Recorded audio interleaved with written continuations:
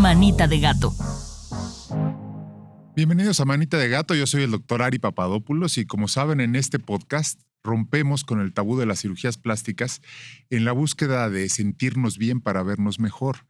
Y para esto un tema fundamental es la salud mental en todos sus crisoles, sus abanicos. Y el día de hoy tengo el privilegio de que nos acompañe el doctor Ángel Ruiz Chao, quien es neuropsiquiatra, experto en muchos temas, pero hoy nos va a hacer favor de hablar de lo que son las demencias y por qué se habla como en plural. Ahorita él nos lo va a aclarar. Bienvenido. Gracias a todos, gracias por la invitación. Oye, pues, ¿qué es el grupo de demencias y por qué se considera eso como un grupo, no? Sí, básicamente las demencias son, como dices, actualmente las llamamos deterioro cognitivo mayor y hay como una fase leve, moderada, severa y actualmente hay como un tema que se está considerando como una sintomatología preclínica y eso significa que depende de la causa que origina la demencia, es el tipo de demencia que vamos a tener, ¿no? Por ejemplo, podríamos tener demencias degenerativas, que esas son las que no sabemos con mucha precisión hasta el último detalle cuáles son las causas, pero que entran algunas hipótesis como la teoría del beta amiloide y la proteína tau y algunas otras teorías al respecto. Pero hay otras causas, por ejemplo, infecciosas, ¿no? Si tú ahorita casi ya no lo vemos por el advenimiento de los antibióticos, pero podíamos tener también demencias por sífilis, por ejemplo, ¿no? O por ejemplo, podríamos tener algún tipo de demencia por traumatismo craneoencefálico o la que escuchamos, la demencia pugilística, que es por recibir tantos o los jugadores golpes, de americano, ¿no? O los jugadores de americano, exacto. O bien una demencia que se llama vascular, en donde tenemos infartos en el cerebro, en una parte del cerebro que se llama la sustancia blanca, que es la que lleva entre una región y otra del cerebro la información, y eso puede hacer que tengamos una demencia vascular. Y podemos tener combinaciones de estas, ¿no? O demencia por enfermedad de Parkinson, por ejemplo, ¿no? Entonces, por eso es que llamamos las demencias. ¿El Alzheimer entra en alguno de estos grupos? La enfermedad de Alzheimer es una enfermedad neurodegenerativa que tiene como principal mecanismo de producción es esta parte del acúmulo de beta amiloide o la proteína tau, depende de qué área quieras tú abordarla, pero básicamente ahí entra la enfermedad de Alzheimer. Y una demencia un término que intentamos dejar en uso es la llamada demencia senil, porque eso dice mucho y no dice nada, ¿no? Entonces queremos en realidad no necesariamente por ser anciano uno va a tener demencia, que esa era un poco a lo que se asociaba a ese término. Ahora lo que usamos es precisamente el nombre de la demencia, que puede ser demencia de tipo Alzheimer, demencia por cuerpos de Lewy, demencia de Pick o demencia por Parkinson o demencia vascular. Ok, entonces el término es más bien la consecuencia de una patología que traemos atrás, que pueden ser cualquiera de las que mencionaste. Es correcto, sí. ¿Alguna enfermedad metabólica, digamos, diabetes, presión alta, obesidad, algo que nos ponga en riesgo de desarrollarla, o sea, es prevenible y que digamos, sí, si cambias tu estilo de vida en esto, nos va a mejorar cierto tipo de demencia? Sí, mira, esa es una gran pregunta y hace poquito revisaba algunos temas que de pronto vuelan la cabeza. Por ejemplo, hemos dicho siempre que la enfermedad de Alzheimer es más frecuente que la tengan las mujeres que los hombres, ¿no? Pero cuando tú sacas del grupo, cuando haces análisis estadísticos y dices qué cosa es el factor más importante, cuando tú le quitas a la ecuación la educación, en ese momento se emparejan las cosas, ¿no? Hombres y mujeres con la misma educación tienen la misma posibilidad de tener demencia, ¿no? O sea, hablamos de escolaridad. De escolaridad, okay. Exacto. Entre más escolaridad tienes, más poca posibilidad tienes de tener enfermedad de Alzheimer, ¿no? Por ejemplo. Entonces, eso es súper interesante. Dentro de las políticas públicas que deberíamos estar impulsando muchísimo es precisamente incrementar el nivel educativo de las mujeres, ¿no? Por ejemplo. Y la otra cosa súper interesante, que eso es un factor modificable, ¿no? Ujú. Y la otra cosa muy interesante es que parece ser que la educación va como muy de la mano de la pobreza, ¿no? Y entonces, curiosamente en México, en donde más deterioro cognitivo podríamos encontrar es precisamente en los estados en donde menos educación hay, que son generalmente que están también relacionados con menores ingresos de la población general. Entonces, eso desde el punto de vista macro en nuestro país, modificar la educación y los niveles de ingresos en pro de la educación sería un factor modificable global. A nivel personal, efectivamente, entre menos consumamos carbohidratos complejos, ¿no? En donde entran bebidas azucaradas, alimentos ultraprocesados, etcétera, menor riesgo tenemos de desarrollar deterioro cognitivo. Y de igual manera, nuestra actividad física es muy importante. Entre más actividad física tengamos, desde hace muchos años hemos seguido ese concepto de hacer por lo menos 10,000 pasos entre 4 veces a la semana, etcétera, que también se ha puesto como en tela de juicio, pero eso definitivamente mejora tu salud cardiovascular, que definitivamente mejora tu impacto al nivel cardiometabólico, que hace que tengas menos infartos cerebrales, ¿no? Y la otra cosa también que es muy importante, que eso sí lo podemos hacer todos, o lo deberíamos hacer todos, es tener una adecuada higiene del sueño. Se ha correlacionado entre menos duermes, en menos de 4 horas, incrementas el riesgo de tener demencia, ¿no? Entonces, ¿qué deberíamos estar haciendo todos? Dejando de scrollear. Bueno, este podcast sí hay que verlo, pero todo lo demás, dejarlo y ya tener por lo menos de 6 a 8 horas promedio de sueño reparador. Yo me acuerdo de una estadística que en su momento me sorprendió muchísimo, que era la cantidad de neuronas que se matan cada vez que te vas a una parranda. Bueno, eso es variable, pero más o menos estamos hablando de entre 10,000, 15,000 neuronas, o a veces, por ejemplo, Por una desvelada. Por una desvelada, pero y si consumes alcohol se va exponencial la mortalidad. O sea, como que exactamente medirlo, como que Sí, no sabemos. pero lo que voy es, sí se va acumulando, es una pérdida acumulativa y que eso es lo que te pone más propenso a tener una demencia. Exacto. De hecho, parte de la función del sueño es sacar de nuestra célula cerebral, que es la neurona, todas las sustancias tóxicas, ¿no?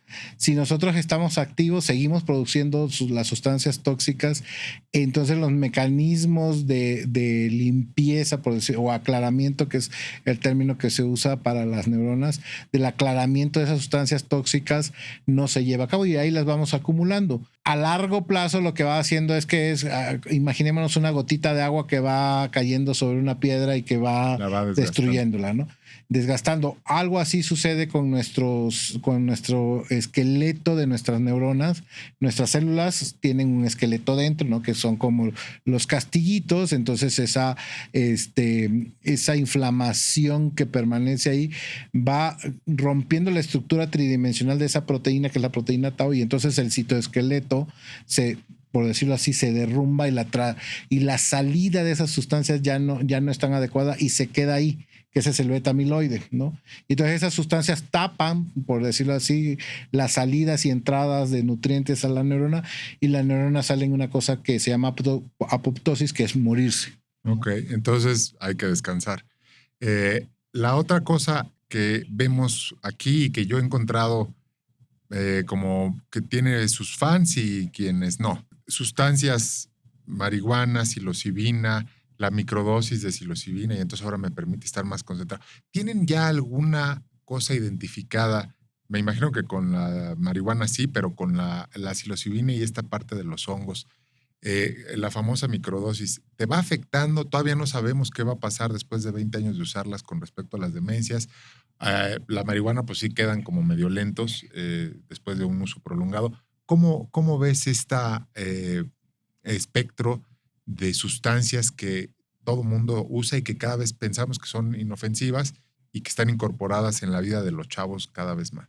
Correcto. Mira, en realidad, como siempre sabemos, el veneno está en la dosis, ¿no? Uh-huh. Entonces, la marihuana per se y depende de la frecuencia de uso, si efectivamente puede dar este síndrome apático abúlico motivacional que vemos que en los usuarios crónicos, ¿no? Que son más susceptibles. Pero si tú agarras el THC, por ejemplo, solo, y hay algunos ensayos interesantes, o sea, investigaciones médicas que dicen que podría mejorar la atención, ¿no? Y a veces el enfoque y mejorando eso posiblemente mejora la memoria. Pero eso es un tema en particular y depende de la dosis, etcétera. Y bueno, todos los usos médicos que tiene el CBD. Pero eso son partes de la marihuana. La marihuana completa, o sea, cuando alguien la fuma por completo, mete un montón de otras sustancias que no sabemos cuál es el mecanismo, que finalmente terminan impactando la personalidad y el funcionamiento cognitivo. Y lo que sí sabemos es que prenden algunos genes que hacen que una persona tenga mayor depresión y ansiedad. Y eso sí sabemos también que entre más depresión y ansiedad tienes, más posibilidades tienes de demencia, ¿no? Entonces, eso es como una cascada negativa de sucesos que hacen que tú llegues a un final en donde puedas tener un mal funcionamiento cognitivo hacia tu vida.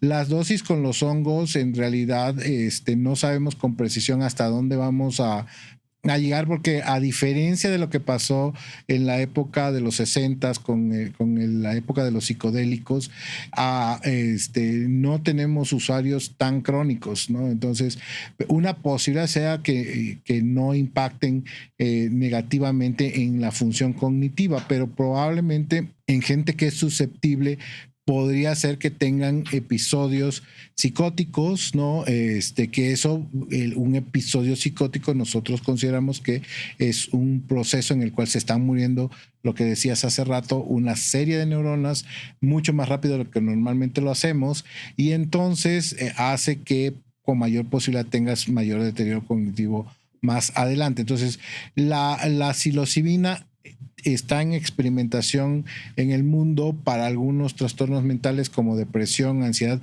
o abuso de otras sustancias, entre comillas, de más duras, ¿no? Uh-huh. Y que han mostrado cierta eficacia, pero ahí hay un componente muy importante que enfatizar.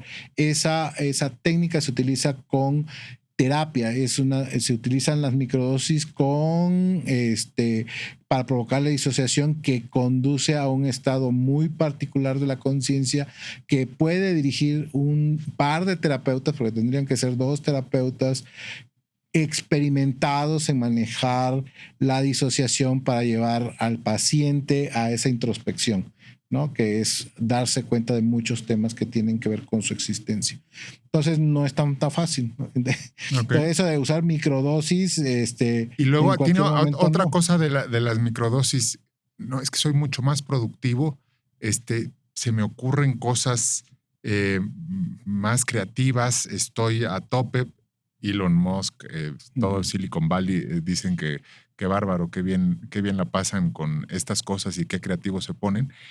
¿Se justifica? ¿Le ves un riesgo potencial? Porque yo conozco así cercanos, abogados, comunicadores, que dicen, es que estás súper sharp con esto y está súper bien para tu trabajo. A ver, eso de la creatividad también se ha hecho ya con con otras sustancias y en realidad parece más una justificación que una realidad. O sea, cuando comparas la creatividad de alguien que consume y que no consume, la verdad es que es muy parecido, ¿no?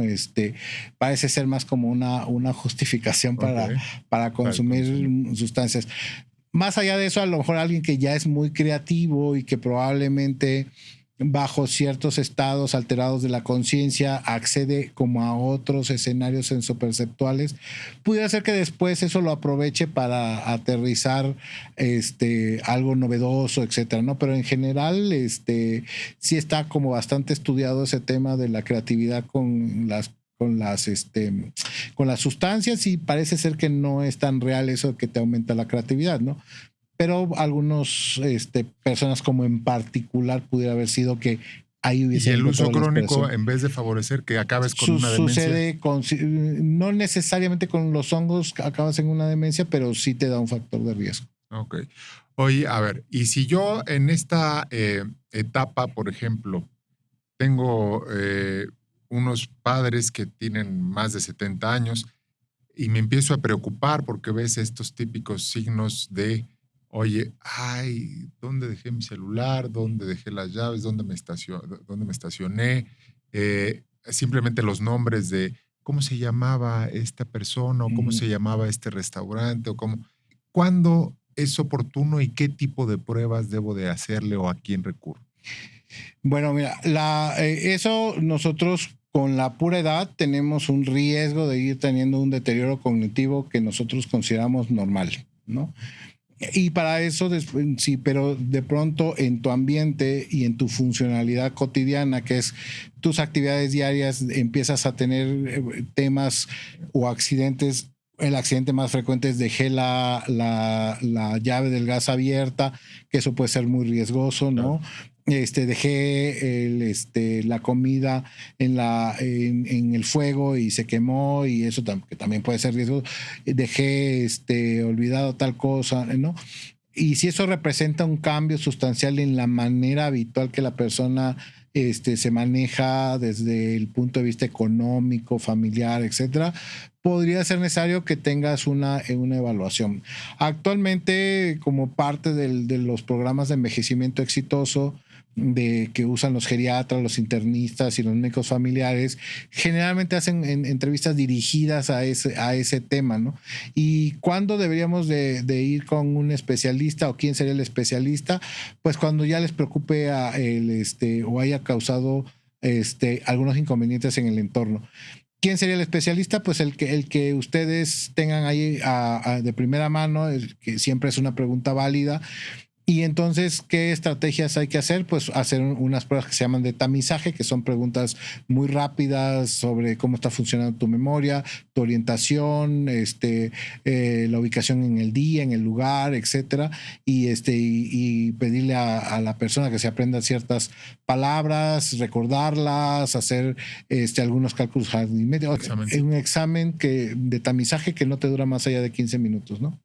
Entonces ya cuando tú tienes algo ahí que detectas que que dices esto ya está fuera de lo normal, entonces ya podrías pedir que lo vea un neurólogo, un geriatra, un psiquiatra, un internista, que puedan ser sensibles a los temas cognitivos del Y se van a hacer una resonancia.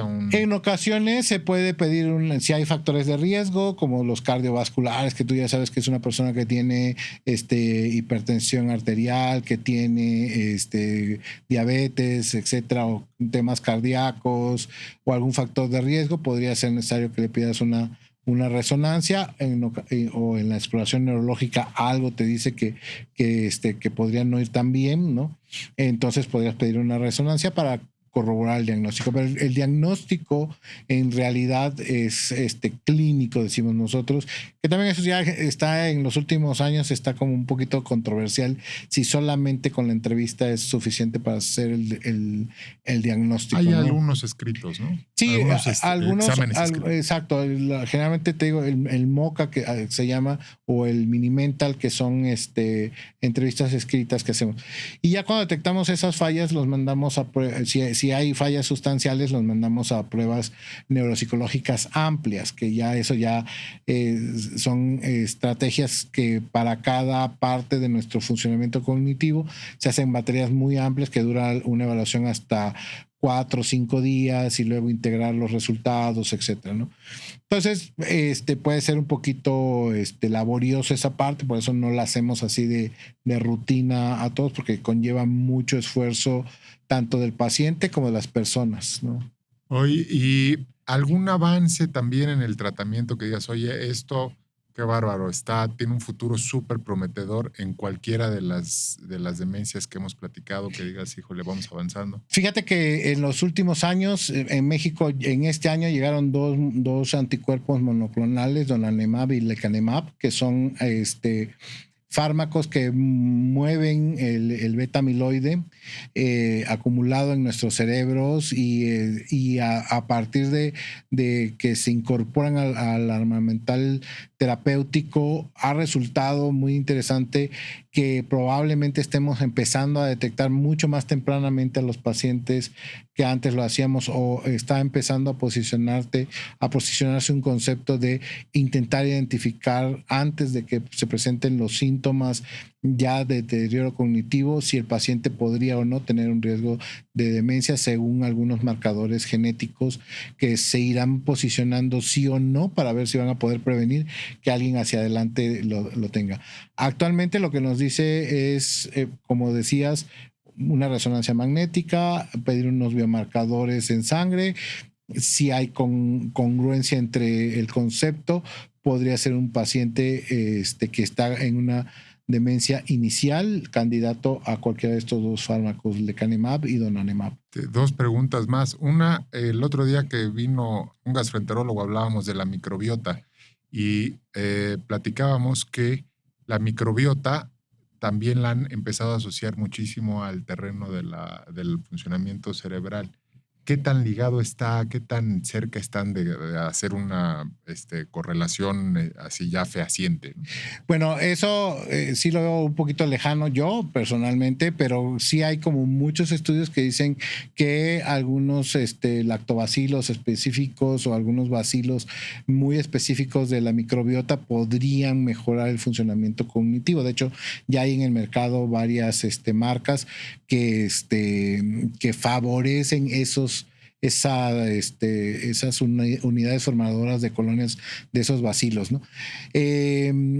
Sí es como muy complicado decir que efectivamente solo la microbiota tiene que ver. Generalmente, desafortunadamente, en los problemas neurológicos siempre terminamos diciendo es un efecto multicausal, ¿no? Okay. ¿Cómo lo podría saber? Porque la prevalencia de las enfermedades neurológicas es igual en todo el mundo, ¿no? Salvo algunas particularidades, pero es igual en todo el mundo. Y hay diferencias de alimentación por ejemplo, el que nos recomiendan la dieta mediterránea, la dieta como más orientada a ser veganos o con poco consumo de proteína animal como es en la India, etcétera. Y cuando tú analizas las prevalencias de esas son similares. Entonces, sí, para ciertas cosas tendría que ver la microbiota con el funcionamiento cerebral, pero en otras tendríamos que buscar. Y en sentido contrario, decían, por ahí leí también que tener caries, tener mala higiene bucal, también está asociado a una posibilidad de deterioros cognitivos. Sí, exacto. Eso también, algunos cambios en la flora de la boca podría ser que está asociado, pero eso también podría interpretarse midiendo de otra manera esa variable, diciendo, bueno, posiblemente tú consumes demasiados carbohidratos, eso hace que tú tengas una mayor predisposición a caries. Por eso tienes las muelas picadas. Y mayor cantidad de carbohidratos impacta, eso sí está muy asociado negativamente a tu funcionamiento en la memoria. Hay alguien, Ángela, que por ejemplo, ya sabemos, ¿no? Eres mujer, 40 años, una mastografía en el mes rosa. Eres hombre, más de 40 años o 45 años, chécate la próstata. La recomendación del neuropsiquiatra es, ¿hay algún estudio que te tengas que hacer para saber si no estás, y que puedas encontrar o diagnosticar de manera tempranísima alguna alteración que te lleve a una demencia, alguna de las demencias? No, ahorita no tenemos ningún biomarcador que te prediga que vas a tener demencia con el 100%, pues con lo que pedimos generalmente, tú sabes, en los estudios para riesgo, que por lo menos sea por arriba del 80% para que por lo menos tenga cierto nivel de certeza, ¿no? Entonces no tenemos ningún marcador de ese tipo. La idea es que se van desarrollando, ¿no? Lo que sí podría hacer es que sí vayas a una evaluación dentro de tu check-up anual, después de los 50 años, 55 años de edad, ya que empieces como a pedir un chequeo cognitivo, ¿no? 55 años. Sí, porque pues, hay que prevenir. Claro. Generalmente a partir de los 60 ya sería pero como... no hay una prueba de tamizaje que diga yo... No, de sangre o otra cosa, no. Cosas estas de que el sudoku favorece que estés bien de la cabeza, ¿alguna otra ejercicio o gimnasia mental que tú recomendaras? Sí, o sea, la gimnasia mental es buena. Generalmente yo les sugiero a mis pacientes, inténtenlo hacer más dirigido, pues, o sea, hacerse, si ya están como muy interesados en el tema, pues hacerse una evaluación completa de sus funciones cognitivas y ver como qué te falla y en función de eso hacer tu proyecto de gimnasio mental, ¿no? Porque el Sudoku está súper bien, pero hay otras aplicaciones como mucho más interesantes que te dan tareas de casi todas las funciones cognitivas, ¿no? No hay que hacer comerciales, pero pues hay muchas y cualquiera de sus especialistas se las puede recomendar. Pero si hay, por ejemplo, en las tabletas o en el teléfono celular, algunas tareas que pueden servir para que alguien esté entrenando su funcionamiento cognitivo. El Sudoku es una.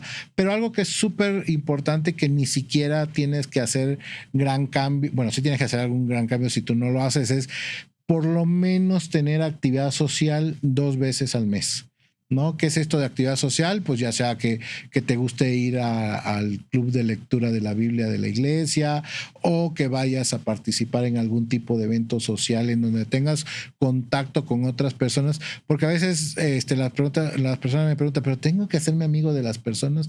Y la respuesta es no. O sea, nada más tienes que ir a retar tus interacciones sociales para que puedas...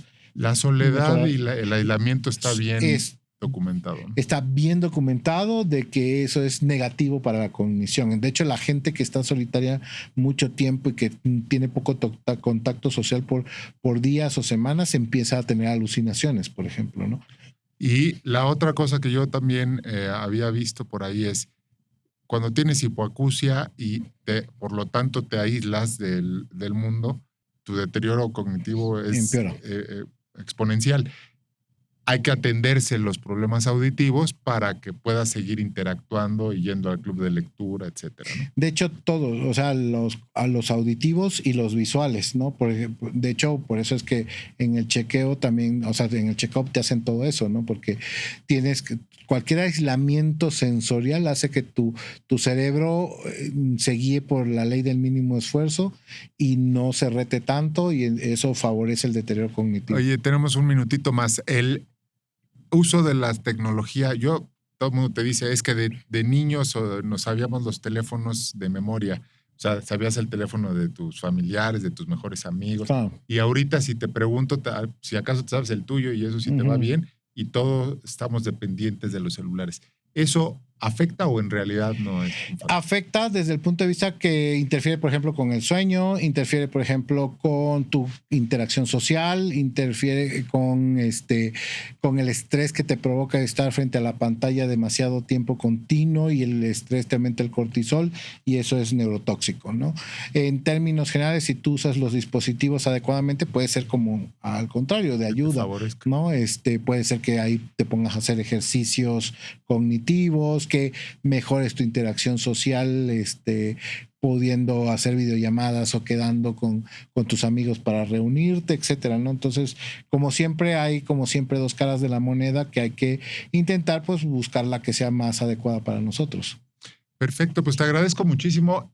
Ángel Ruiz Chao, neuropsiquiatra experto en todos estos temas de demencia. ¿Alguna red social, algún correo, algo donde te pueda localizar la gente que quiera contactarte? Pues en Facebook, Instagram y Twitter me encuentran con mi nombre. Ahí está para no dificultarnos la existencia. Perfecto. Pues les agradezco mucho su presencia en este episodio de Manita de Gato. Yo soy el doctor Ari Papadopoulos. Los espero en todas las plataformas del Heraldo Media Group y también el video está en YouTube. Mándenos todos sus comentarios y aquí los esperamos.